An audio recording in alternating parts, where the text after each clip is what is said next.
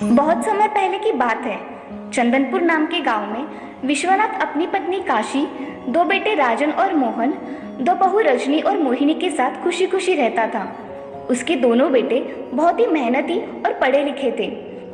एक अपनी पत्नी के साथ खेत में काम करता और दूसरा अपनी पत्नी के साथ खेत में से निकली सब्जियां बेचता था। पढ़े लिखे होने के बावजूद दोनों भाई अपने पिताजी के शब्दों के बाहर नहीं थे। दोनों खेती के ये काम खुशी खुशी करते थे और उनकी पत्नियां भी उन्हें सब काम में मदद करती थी। सब कुछ अच्छा चल रहा था।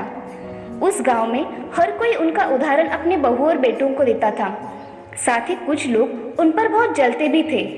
उन पर जलने वालों में एक राजलक्ष्मी भी थी, जो मोहन की चचेरी मासी थी।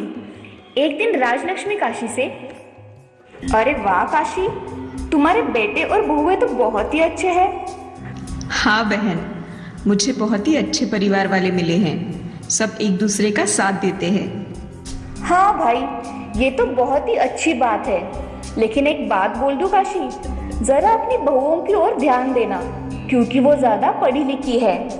राजलक्ष्मी, ऐसे क्या बात कर रही हो?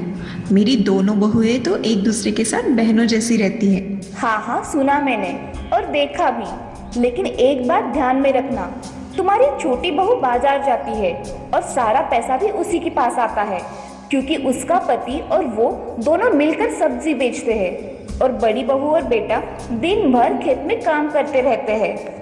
राजलक्ष्मी, एक बात ध्यान रखना, आज ये बात मेरे पास की है। अगर किसी के पास की तो मुझसे बुरा कोई नहीं होगा। क्या तुम्हें पता भी है कि मेरा छोटा बेटा और बहू घर आने के बाद सारा हिसाब किताब अपने बड़े भाई को बताते हैं। राजलक्ष्मी बहुत ही शर्मिंदा हो जाती है और वहां से चली जाती है। राजलक्ष्मी काशी के परिवार पर बहुत जलती थी और इसीलिए उनमें झगड़ा लगाना चाहती थी। लेकिन काशी ने उसकी एक न सुनी, बल्कि उसी को खरी खोटी सुना दी। अब राजलक्ष्मी बड़ी बहू के पास जाती है। रजनी, क्या कर रही हो? अरे इतना काम करोगी तो थक जाओगी, थोड़ा आराम भी किया करो। अरे मौसी, आप कब आई? आइए ना, अंदर आइए। अरे नहीं, बहुत देर हो गई है मुझे यहाँ आकर।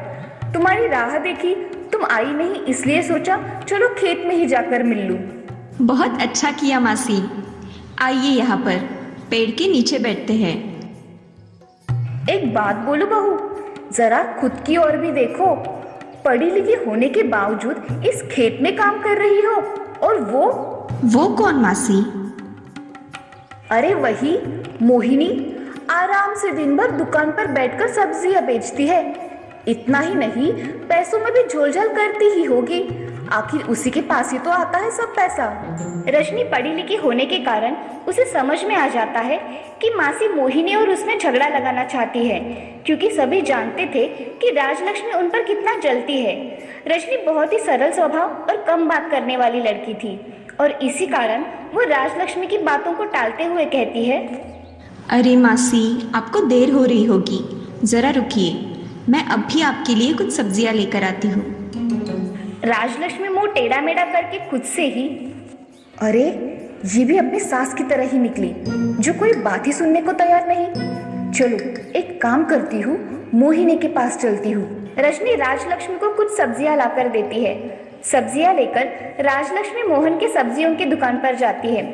दुकान पर इतनी भीड़ देखती है कि मोहन और मोहिनी का चेहरा भी उसे नजर नहीं आ रहा था, इसीलिए दूर से ही आवाज देकर, मोहन, अरे ओ मोहन, मोहिनी, अरे ओ मोहिनी, जरा देखो तो मेरी ओर। अरे मौसी, आओ आओ, कैसी है आप? बहुत अच्छी हूँ, सोचा आप सबसे मिल लूं, इसीलिए आई थी।